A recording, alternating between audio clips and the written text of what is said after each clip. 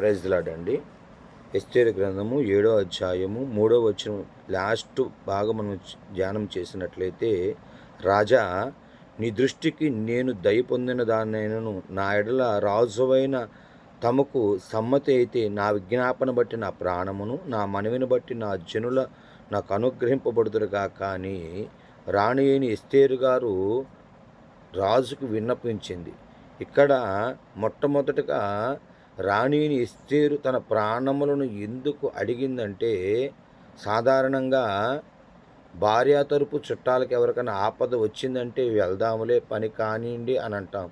అదే ఎంతో ప్రేమించిన భార్యకి ఆపద వచ్చిందంటే ఎంత కష్టమైన పనైనా వదిలేసి నిమిషం ఆలోచించకుండా వెళతాం. కొన్ని లక్షల కన్యకల్లో రాజు కోరుకున్నది ఎస్తేరు గారిని. హదస్సాను ఎస్తేరు గారిని రాజు కోరుకున్నాడు.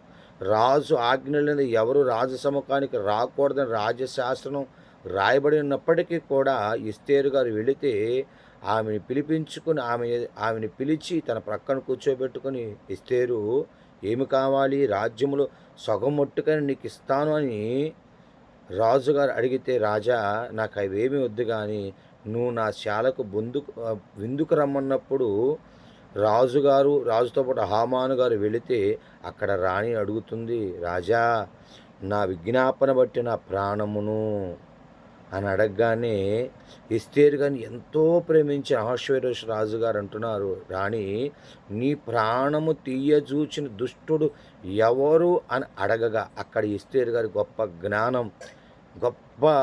జ్ఞానము కలిగిన ఎస్తేరు గారు ఎంతో తెలివిగా రాజుకు హామాను, ఎందుకంటే రాజుకి హామాన్ అంటే ఎంతో ఇష్టం, సకల కార్యములు కూడా చక్కగా నిర్వర్తించగలిగిన జ్ఞానము కలిగిన వాడు హామాను.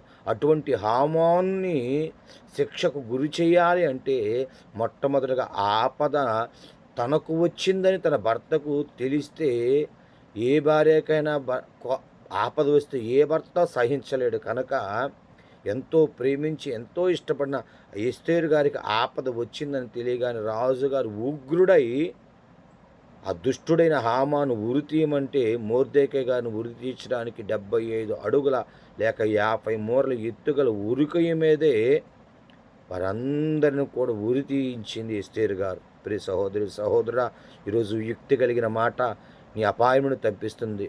ఎస్తేరు గారు యుక్తి కలిగినది కనుక యుక్తి కలిగిన మాట మాట్లాడటం వలన తన ఆపదల నుండి తన జనాంగాన్ని తనను రక్షించుకోగలిగింది. ఈరోజు యుక్తి కలిగిన మాట ఎంతో ప్రమాదాన్ని తప్పిస్తుంది కనుక ఇదిగో ఎస్తేరు వలె యుక్తిగా మాట్లాడగలిగితే ఈరోజు నీ కుటుంబానికి రాబోతున్న ఆపద ఎంత గొప్పదైనా సరే నువ్వు అడగగలిగితే, ఇదిగో సుబుద్ధి కలిగిన అబీగయలు వలె తన భర్తను కాపాడుకున్నట్లు నీవు కూడా నీ ఇంటిని, నీ ఇంటి వారిని, నీ జనాంగం మొత్తమును కాపాడగలవు. అట్టి భాగ్యం దేవుడు మనందరికీ దయచేయను గాక. ఈ వాక్యం అనేక మందికి ప్రభువా చేర్చులాగా మీరు సహాయం దయచేయమని యేసయ్య పుణ్యనామమున వేడుకొనుచున్నాం తండ్రి. ఆమేన్. వందనాలు.